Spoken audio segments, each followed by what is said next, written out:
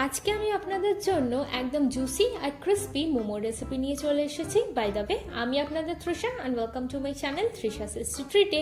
আর আজকে আমি বানাচ্ছি কুরকুরে মোমো। তাহলে চলুন শুরু করা যাক। এই কুরকুরে মোমো বানানোর জন্য প্রথমেই আমি একটা বোলের মধ্যে নিয়েছি 3 থেকে 4 চামচ ময়দা।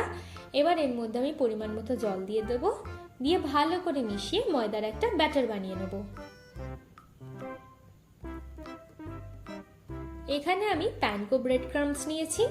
এবার এর মধ্যে আমি দেবো 1/2 চামচ মতো লাল লঙ্কার গুঁড়ো, 1/2 চামচ গোলমরিচের গুঁড়ো, দেবো স্বাদ মতো নুন, আর দেবো 1/2 চামচ মতো পিরি পিরি মশলা। এবার খুব ভালো করে এগুলোকেও আমি মিশিয়ে নিচ্ছি। আমি এখানে কয়েকটা চিকেন স্টিম মোমো নিয়েছি। আপনারাও যদি এরকম চিকেন মোমোর রেসিপি দেখতে চান তাহলে ডেসক্রিপশন বক্সে লিংক দেওয়া আছে, আপনারা গিয়ে চেক করে নিতে পারেন। এবার আমি একদিকে রাখছি ময়দার ব্যাটার আর একদিকে রাখবো ব্রেড ক্রাম্বস।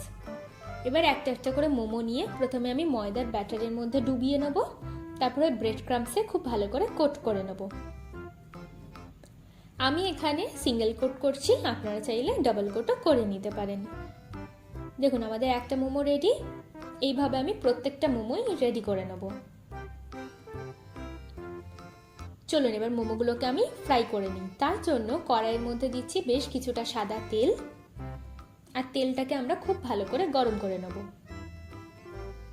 তেল গরম হয়ে গেলে এর মধ্যে আমি অল্প অল্প করে মোমো দিয়ে দেবো, দিয়ে এপিট ওপিট করে ভালো করে লাল লাল করে ভেজে নেব।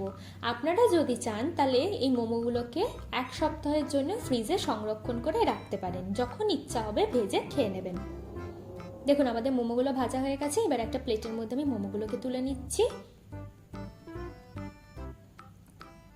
আর বাকি মোমোগুলোকেও একইভাবে ভেজে নেব। আচ্ছা, এই মোমোর সাথে যদি আপনারাও এরকম ঝাল ঝাল মোমোর চাটনি খেতে চান তাহলে ডেসক্রিপশন বক্সে আমি লিংক দিয়ে দেবো, আপনারা গিয়ে চেক করে নিতে পারেন। চলুন এবার মোমোর চাটনির সাথে এগুলোকে সার্ভ করা যাক। আমার ভিডিওটি যদি আপনাদের ভালো লেগে থাকে তাহলে প্লিজ একটি লাইক করবেন, প্রচুর প্রচুর শেয়ার করবেন, আর এরকম আরও ভিডিও পেতে আমার চ্যানেলটিকে সাবস্ক্রাইব করবেন। টাটা।